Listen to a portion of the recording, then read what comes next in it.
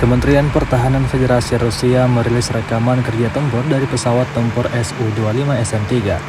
Rekaman itu diunggah melalui akun Telegram @emodirasia pada Kamis 20 April 2023. Timbul pertanyaan, apa saja yang bisa dilakukan Su-25 SM-3 yang diperbarui? Pesawat serang Su-25 SM-3 dirancang untuk dukungan langsung pasukan darat di medan perang dan penghancuran objek musuh dalam kondisi cuaca apapun. Perbedaan utama antara Su-25 SM-3 dan pendahulunya adalah sistem penampakan dan navigasi baru SOLT 25 atau Optical Laser Thermal Imaging System.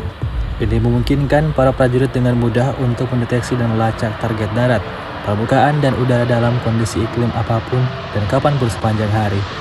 Su-25 SM-3 menerima modul GLONASS untuk navigasi dan penggunaan senjata presisi tinggi. Daya tahan tempur pesawat ditingkatkan melalui penggunaan sistem pertahanan lintas udara VTEPS 25. Selain tugas peperangan elektronik, kompleks ini juga bertanggung jawab atas pelepasan perangkap panas saat menyerang pesawat serang dari manpats.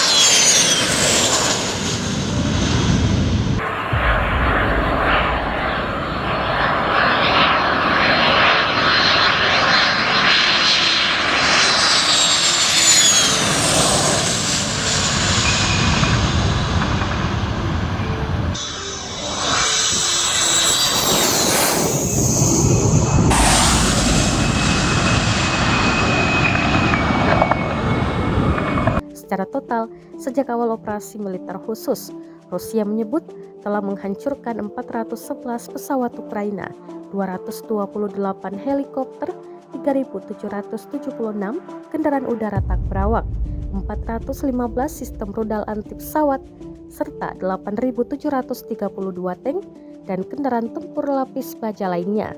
Sedangkan pihak militer Ukraina mengklaim telah mengeliminir 620 pasukan Rusia pada 19 April 2023, sehingga total 183.750 pasukan Rusia tewas sepanjang perang.